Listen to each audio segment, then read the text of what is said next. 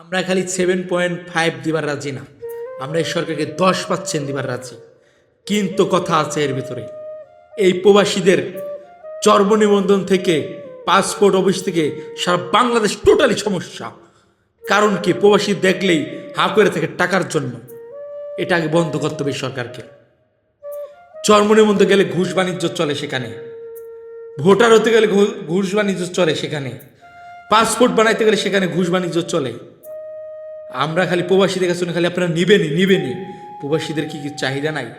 প্রবাসীদের কি দিবেন না? অবশ্যই তো দেওয়া উচিত প্রবাসীদের কিছু। আমি মনে করি এখন যে সরকার, এই সরকার দ্রুত আপনি নেন, সমস্যা নাই আমাদের কোনো, কিন্তু আমাদের তো কিছু দিতে হবে আপনার। আগে এইসব বন্ধ করেন, এইসব দুর্নীতিবাজদের সরান এখান থেকে। একটা পাসপোর্ট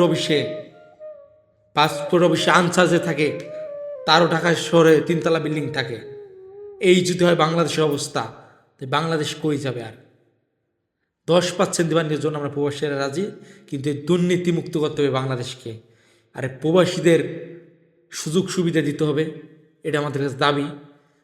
আর হাসপাতালে যেন হয়রানির শিকার মানুষ যেন আর না হয়।